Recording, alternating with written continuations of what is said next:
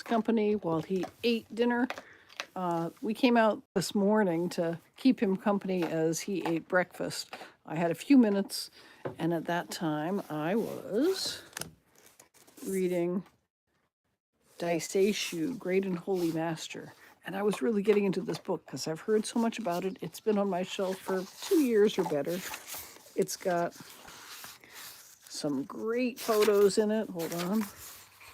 The holy founder of a practice that I follow. Calligraphy by him, by our Squini Nushi-sama. World Salvation, Love and Harmony.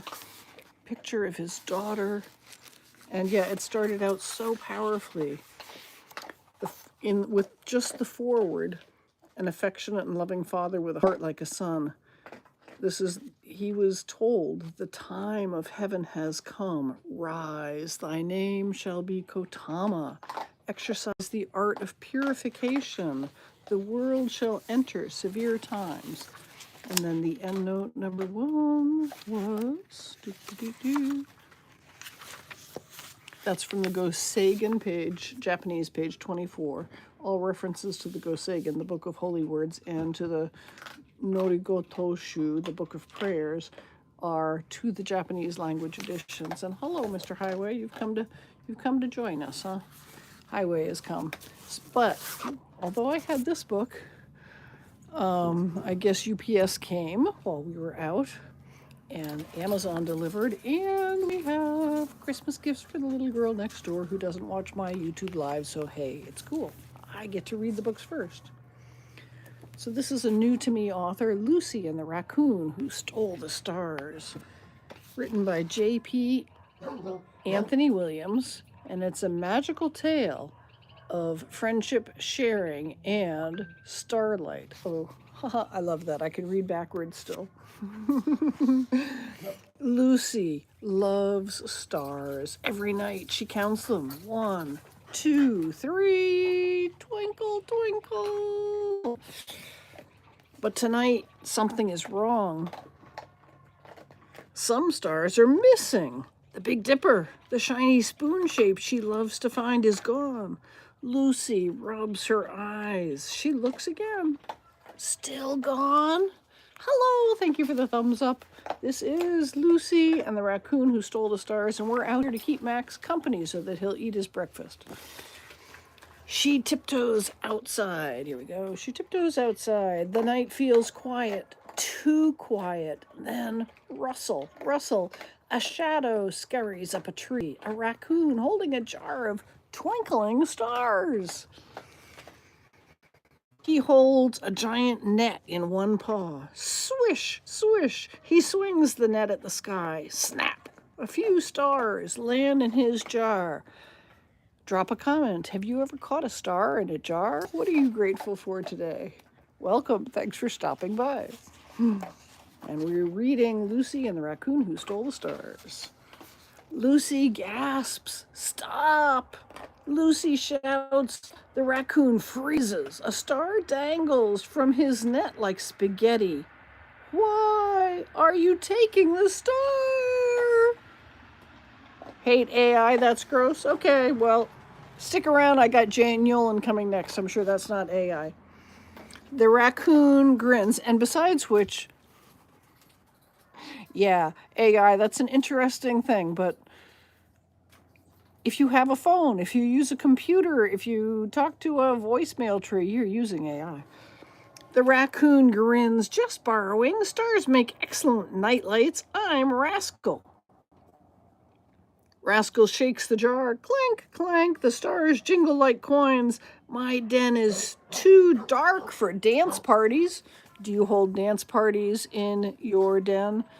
What's not true that I said? That you deal with AI all the time? Sure you do. You have a phone? It's run by AI. AI uses way more power and resources. It's unacceptable. AI is a tool, and thank you for bringing your opinion. So, Lucy crosses her arms, but stars aren't yours. Owls need them, frogs need them, but uh-oh, the stars start to flicker. Their glow fades. Rascal shakes the jar harder. Hey, what's happening?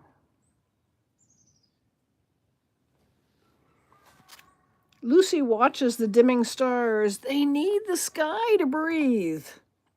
She says, Rascal frowns, but I still need light. Lucy thinks, then let's find you some. Ooh, Lucy is a problem solver. I don't expect an old person to get what they're doing, but they've subsidized the cost to get you hooked. Well, I bought this author's book because I was Christmas shopping. I was looking for books to give to the kid next door. I'm a retired middle school teacher. I taught reading and language, and so I love books. Put me in the New England Mobile Book Fair up in Newton. I could get lost there for hours and come out with a cart full of books to give away. But AI has been around this is obvious AI, yeah. But AI, they've been using AI to design book covers since last century. Hey, Christian, how are you today? What are you grateful for? And Canyon videos, I understand something about the power that AI uses and the amount of, electric drain on the grid. I don't know about that. Hi, 13 Loca, how are you? I'm not sure how AI is ruining people's lives. I'll have to go check out your channel. And Christian, you're grateful for your family. Wonderful. I'm grateful for mine too. Look up what's happening to people who live by data centers. Yes, I would suggest they don't live by any high-powered data centers, but yeah, I can see that as a problem. Put stuff in the comments outside. I'm reading a story. I want to get back to my story. Thank you for subscribing and liking. I appreciate that. So we've been reading Lucy and the Raccoon Who Stole the Stars and talking with Canyon at Canyon Videos because, yes, and the native people lived there before we moved to the U.S. and brought them pestilence-ridden blankets, but here we are. So Lucy crosses her arms, but the stars aren't yours. Owls need them, frogs need them, but the stars start to flicker. Their glow fades. Rascal shakes the jar harder. Hey, what's happening? Lucy watches the dimming stars. They need the sky to breathe, she says. Rascal frowns, but I still need light. And Lucy thinks, let's find a way. Yes, and you guys have left. This is hopeless. Like I said, I don't expect you to get it. Yeah, in the time that you stopped by, I don't get it. But if you want to engage me elsewhere, perhaps. Hey, Mr. Highway. So they peek under a log. Glowworms. Tiny green dots sparkle like fairy dust. Rascal scoops them up. Plop, he drops them in his jar. The glowworms blink, bzzzt, flicker, then dark. Rascal pouts. They turned off. Lucy shrugs. I guess they need dark to shine. Love the cat in the back. Christian, that is Mr. Highway. And check out Max. We came out here for him to eat his dinner, and he did. You'll keep giving your money for it because it's cheap, so whatever. Well, if you stick around for the next book, Canyon Videos, we have somebody who has real art. I'm saving the best for last. Jane Yolen, loved her forever, and yeah, this is human-made art. So, bzzz, a firefly zooms by. Catch it. Rascal leaps. Snap. The firefly glares. I'm not a nightlight. It zips away, spelling no with its glow. I like that. Except I don't think fireflies have wings quite like that.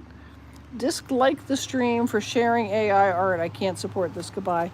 Thank you for stopping by, and thank you for engaging in conversation. I appreciate your opinion, and I will listen. Yeah, I'm still reading a book that I purchased for a friend. Thank you. Lucy sighs. Let's try a moonflower. She points to a pale bud. Slowly it unfolds, glowing silver in the moonlight. Wow, Rascal whispers. He hugs tight. Oh, he hugs it tight. Poof! A cloud of pollen bursts out. Achoo! Rascal sneezes. The flower wilts. Lucy frowns. Too sneezy. It's too sneezy. Hold on. We're getting there. Drip. Drip. Rascal kicks a pebble. Clink. Nothing works, he mutters, hugging his jar of fading stars. Lucy grabs Oops. Lucy grabs her nightlight. Click! It glows gold. You can borrow this, but promise to return it. These pictures look AI generated. Yeah, and I gather they are, and that wasn't a consideration that I took into account when I purchased the book. And I'm getting the hate in the stream, and that's cool. But thank you for stopping by. Anyways, where are we? So Rascal's eyes widen. For me, he hugs the nightlight tight. Lucy nods. But no more star stealing. Rascal grins. Pinky promise. They hook pinkies. Lucy peers into his jar. The stars sag like melted ice cream. They're so sad, she says. Some things shine brightest when they are shared. Let's put them back in the sky. Thank you, Christian. So if you like the book, it's J.P. Anthony Williams. They're on Amazon. They've got a whole ton of books. I was buying for a little girl, but he had all sorts of like forest creatures, and yeah, I really loved it too. But thank you. Rascal scrambles up the tallest tree at the top. He opens the jar. The stars swirl and rise into the night. Pop, pop. One by one, they snap into place. The Big Dipper shines again. Rascal beams. Much better. Hold on. Fizzle, flash, a shooting star streaks by. Let's make a wish, Lucy says. She whispers, may the stars always shine. Rascal whispers, may the marshmallows always be fluffy. That's a good prayer. That night, the stars twinkle brighter than ever. Now, Rascal's den isn't dark. Lucy's nightlight glows every night. Every night, Lucy counts the stars. 1, 2, 3, twinkle, twinkle. And here, scan the QR code to get the next book in the series. And Rascal, he counts marshmallows when he's going to sleep. Squish, squish, squish. So thank you for stopping by.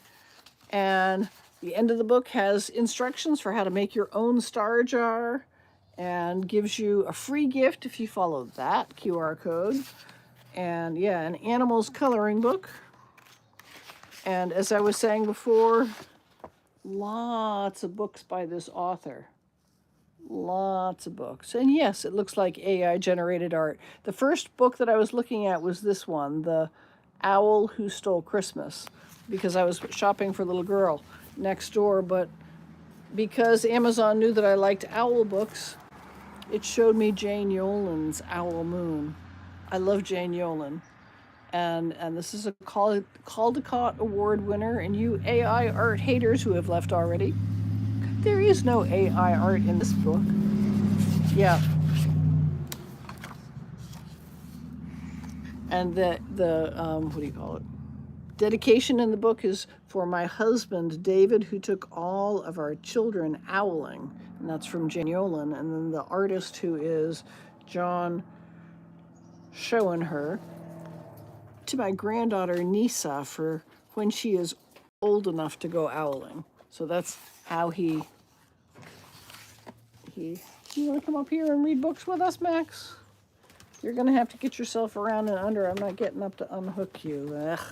No, I don't want to do that. Go around. You know how to do it. Anyway. Okay, so here we have a farm scene. Beautifully painted.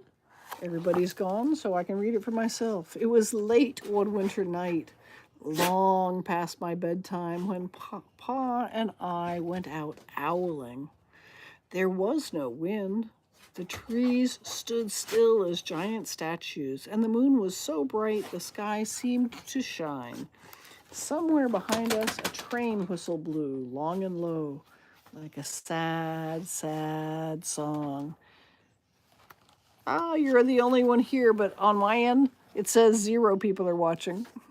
I'm glad you're so, yeah, this is adorable, this book. Oh, the So Cute must have been for you. Here we go. We got Max and we got cat and dog on the screen. Here we go. Max, your cat is watching you.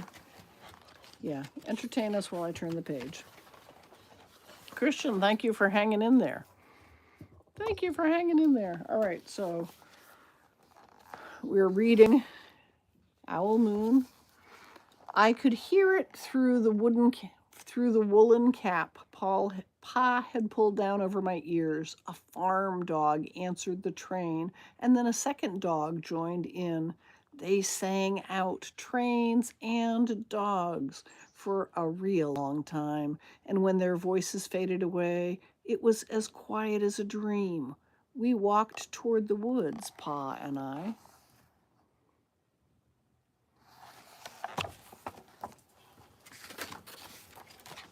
And again, this is what we're reading.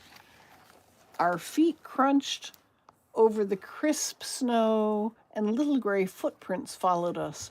Pa made a long shadow, but mine was short and round. I had to run after him every now and then to keep up, and my short, round shadow bumped after me. What are you grateful for today, and have you read Jane Yolen before?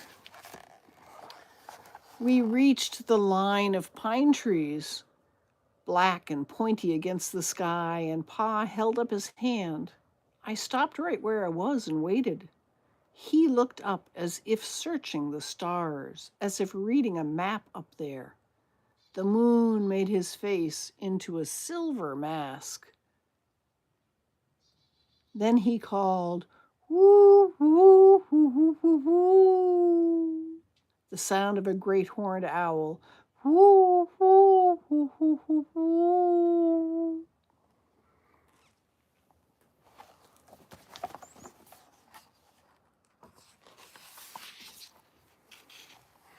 Again he called out, and then again. After each call, he was silent, and for a moment we both listened, but there was no answer. Pa shrugged, and I shrugged. I was not disappointed. My brothers all said, sometimes there's an owl, and sometimes there isn't.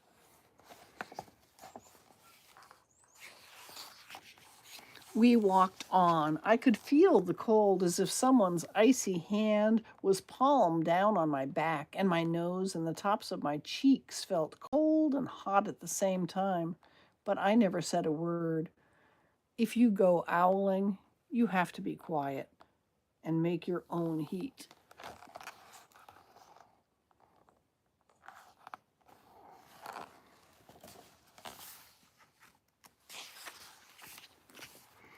We went into the woods. The shadows were the blackest things I had ever seen. They stained the white snow. My mouth felt furry, for the scarf over it was wet and warm. I didn't ask what kinds of things hide behind black trees in the middle of the night. When you go owling, you have to be brave.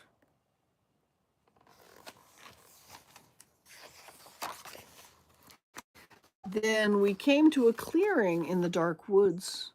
The moon was high above us. It seemed to fit exactly over the center of the clearing, and the snow below it was whiter than the milk in a cereal bowl.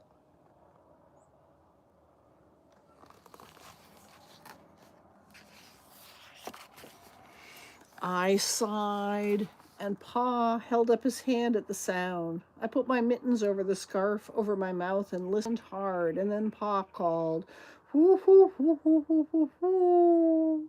Hoo, hoo, hoo, hoo, hoo, hoo, hoo."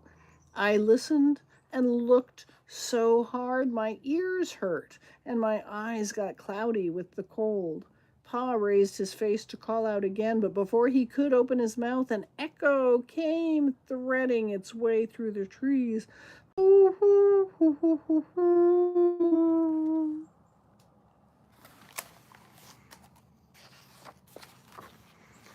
Pa almost smiled. Then he called back, "Hoo, hoo, hoo, hoo, hoo, hoo," just as if he and the owl were talking about supper, or about the woods, or the moon, or the cold. I took my mitten off the scarf, off my mouth, and I almost smiled too.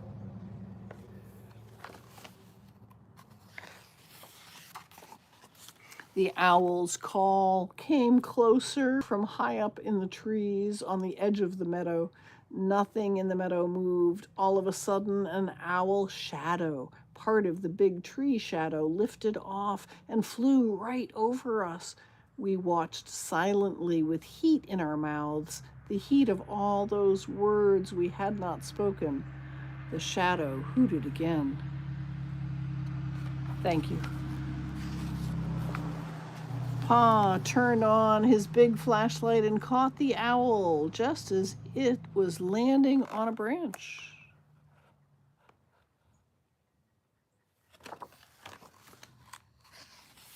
Are you the only one here? You still asking? I'm not sure. It says 2. For 1 minute, 3 minutes, maybe even 100 minutes, we stared at one another.